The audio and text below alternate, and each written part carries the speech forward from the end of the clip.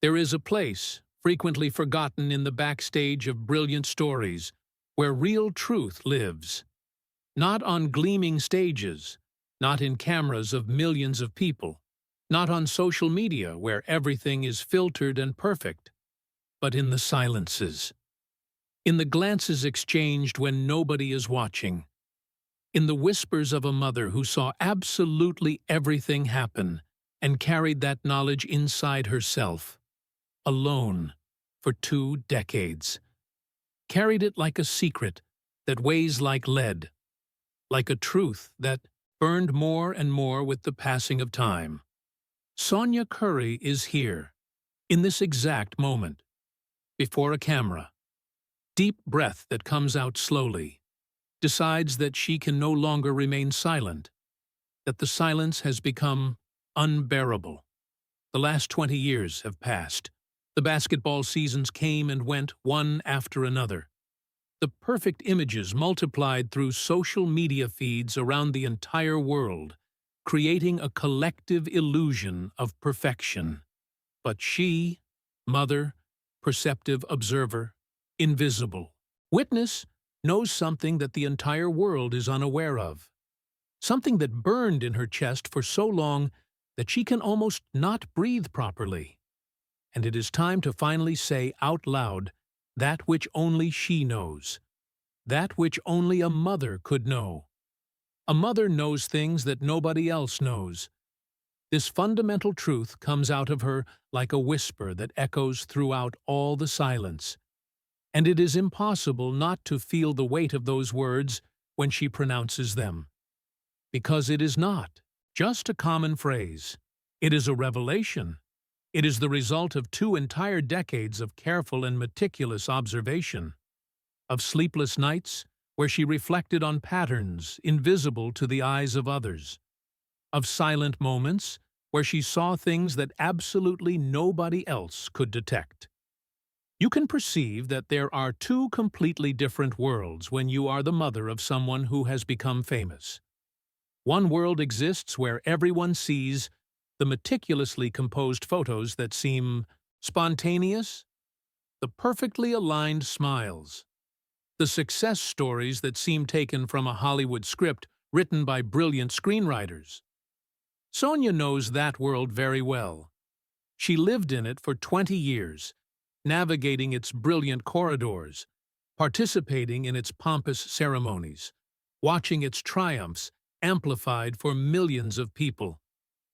She knows every detail of that world, the high-resolution cameras, the blinding flashes, the rehearsed questions to seem spontaneous, the prepared answers that seem from the heart.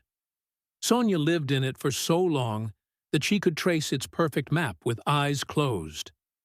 But there is another world, a parallel world, a world that very few mortals can really see, a world that very few have the privilege, or the extreme curse, of knowing. It is the world of small changes imperceptible to those who do not know what to look for, of unspoken words that weigh like lead in the air between 2 bodies, of the slightly different sound in your son's voice when he speaks about certain delicate subjects. It is the almost imperceptible quality in his tone that changes subtly when Ayesha enters the room, a change so slight that nobody else could notice. It is the world where a mother dwells, that invisible space that exists between what is said in public and that which is truly felt in private, in those private moments where smiles can finally descend. Sonya Curry saw her son Steph grow up, saw that boy who dreamed in silence in modest garages, who practiced shots against old walls in places where nobody watched him, transform into a living legend, saw every transformation, saw the child becoming a teenager, the teenager becoming an adult man, and the man becoming a global phenomenon, saw all these changes as mothers see them, with a love so deep that it sometimes hurts. But, and it is impossible not to feel this when she speaks, because it is all there in her eyes, in every word that comes from her lips. She also saw something much deeper happen during that extraordinary journey of 20 years. Saw subtle changes that only mothers with decades of experience can detect. Saw patterns that formed so slowly that they almost seemed inevitable, like shadows that lengthen as the sun moves across the sky at the end of the day, changing absolutely everything imperceptibly, until one day you look back and realize that the entire world has changed in color, in texture, in meaning. Steph Curry's life seemed absolutely perfect from the outside. It had to seem that way. It was the type of life that people spend their entire lives dreaming of living. Married to Ayesha for 14 years, the woman that the world knew as the ideal companion, the perfect partner, the queen at his side, the one who was always there in the moments that mattered. The photos together filled social media with aspiration, creating a standard of perfection that made other couples question if theirs was good enough. The family videos transmitted genuine warmth, authentic fun that seemed real, happiness carefully constructed frame by frame like a work of art. It was the type of love story that made people believe that phenomenal success and true love could walk side by side, like an ancient fairy tale coming to life in the modern world. That you could have absolutely everything. That you could be completely happy. That life could be as beautiful as it seemed in those carefully selected photos. But Sonya did not live in that fairy tale. Sonya lived in reality. And reality is much more complicated, much darker, much more painful than the images we see on the small screens of our phones. She observed. That was what mothers do. We observe. It is our heritage, our particular curse, our invisible strength.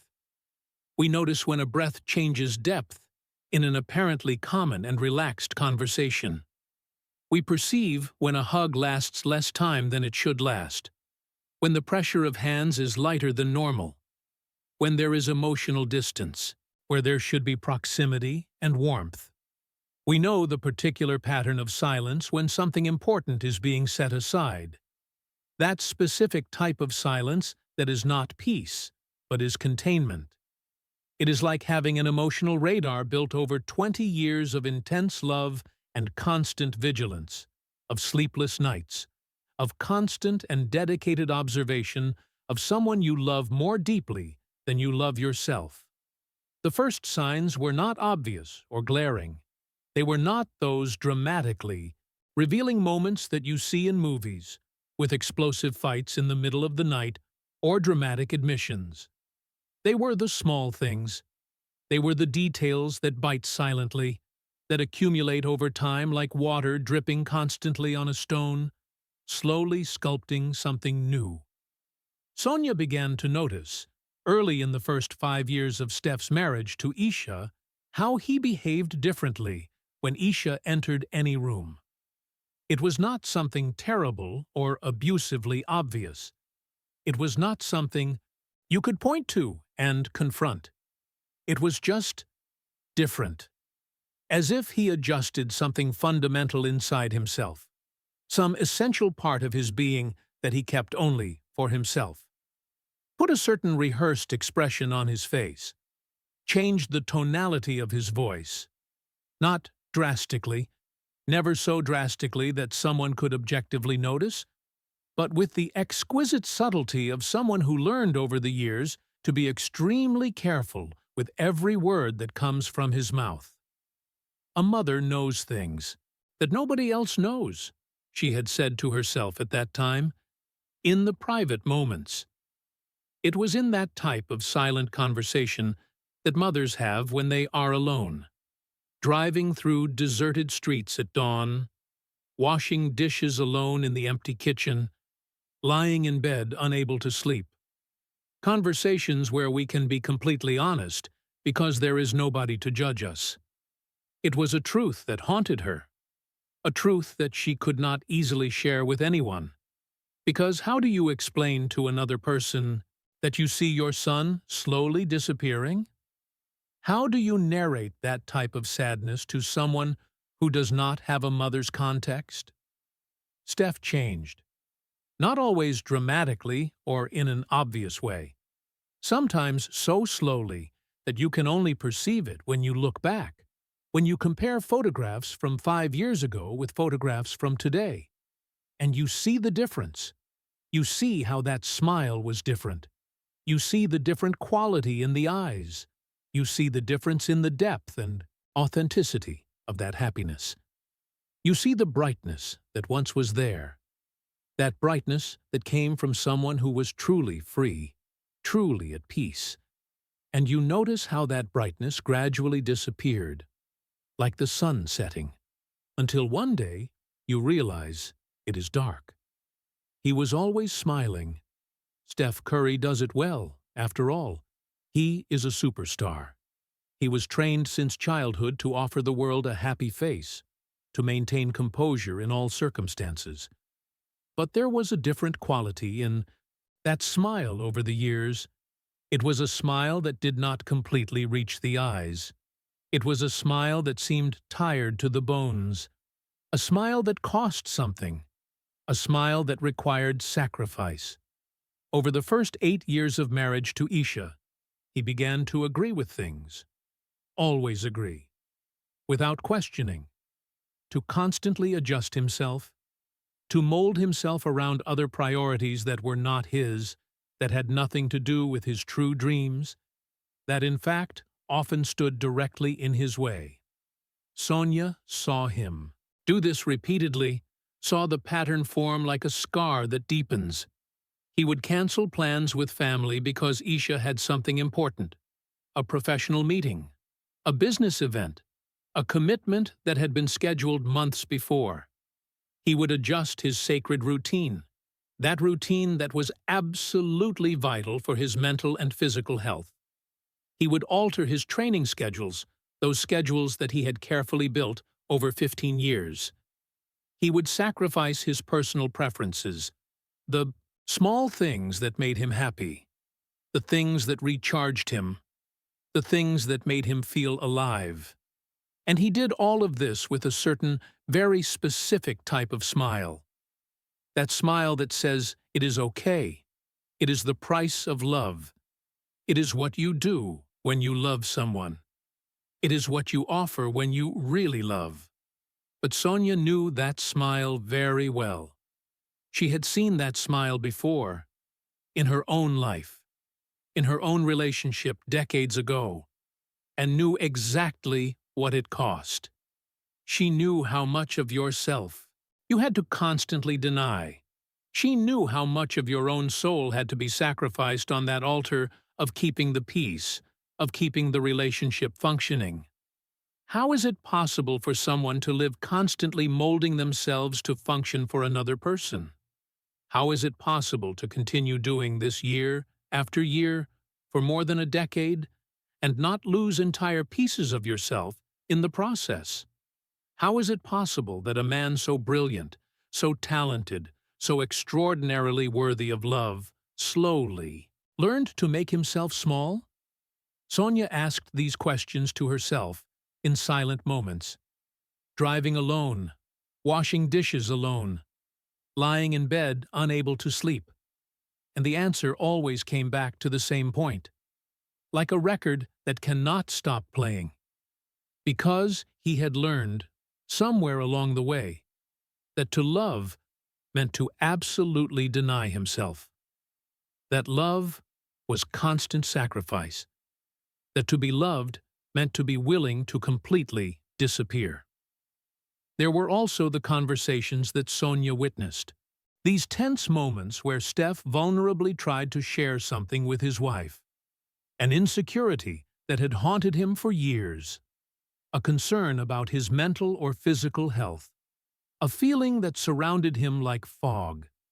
Moments where he tried to open up, where he tried to be honest and true, where he tried to create real intimacy. And in those moments, Sonya perceived a certain emotional distance form in the air, like ice forming on glass on a freezing day. Ayesha would talk about herself, about her own ambitious projects, her future ambitions, her professional achievements. When Steph tried to deepen the conversation, when he tried to explore his own real feelings, the conversation would change direction with a smoothness that seemed accidental, but that happened with consistent pattern, with predictability. It was not obvious rudeness that you could point your finger at and confront. It was just elegant deviation. It was carefully executed ignorance. And Steph learned, through these repeated and consistent moments over 8 years, that his vulnerable feelings were not as welcome as she would like to make it seem in public. He learned that there were rigid limits to how much of himself he could share. He learned to keep parts of himself in mental vaults, far from her reach. There was a specific occasion that Sonya could never forget. Approximately 6 years ago, during one of the most critical injuries in Steph's career, a moment where he truly needed genuine emotional support and constant presence. Ayesha was deeply immersed in her own business commitments, her own goals that had strict deadlines. Sonya watched her son deal alone with the paralyzing frustration and fear that every injury brings to an athlete. The fear of never being able to return, of never being the same, of having lost what defined his complete identity. She saw him deal with this while Ayesha offered superficial support, offered in intervals between urgent phone calls and important meetings. Steph never complained. He never demanded more emotional attention. He never said that he felt abandoned. But Sonya saw the sadness in his eyes, that silent sadness of someone who hoped someone would be there for him, really be there, be present in body, mind, and soul, and discovered that he was alone with his demons. It is impossible not to feel the weight of that observation when you carry it inside your chest for years. Because what Sonya saw in that moment was the birth, or perhaps the confirmation, of a pattern that would only worsen and deepen with time. Steph learned a dangerous lesson. His pain was not as important as another person's professional ambition. His suffering did not deserve the same attention as his wife's personal projects.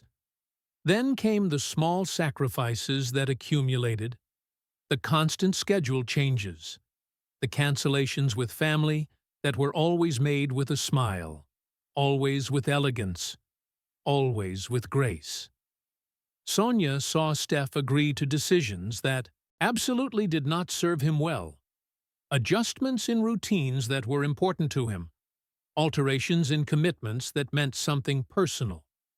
He did all of this with a graciousness that broke his mother's heart, because she knew exactly the invisible cost of that continuous acceptance. How many times in life can you offer your whole heart to someone and receive only crumbs of attention in return? How many times can you do this before you start to keep parts of yourself, precious pieces of your soul that you should never have to hide away? Sonya saw this happen to her son over those 8 years of marriage, saw him becoming progressively more responsible for Ayesha's feelings, becoming her emotional support, her unpaid therapist, her constant sustenance, while his own feelings were neglected with an almost cruel kindness, with a kindness that was almost more painful than open rejection. It was subtle, emotional manipulation, the kind that is almost invisible to the eyes of others, the kind that does not leave visible bruises on the body, but leaves deep and infected wounds that nobody can really see from the outside. It was only 3 years ago, only 3 years ago, that everything became crystalline and clear for Sonya. There was a specific day that she could never completely forget, a particular day where everything changed. Steph was with Sonya, just the two of them in a private space, in a moment of vulnerability when something escaped from him. It was not planned. It was not a deliberate complaint against Ayesha. It was just a phrase that came out naturally, a hesitation in his voice that gave everything away. He said something like, "Mom, sometimes I feel like I am always adjusting what I do to function for her, so that she stays well, so that she does not get upset with me, so that she has exactly what she needs, so that her life is what she wants it to be. But what about me? When do I get to be okay? When does someone adjust for me?" Those words, that tone of contained desperation, that question that came out of him like a silent scream that echoed in Sonya's chest, like a thud of an accelerated heartbeat. Because in that moment, only 3 years ago, she understood something that before was just an uncomfortable feeling, a truth that she knew but did not want to completely confirm.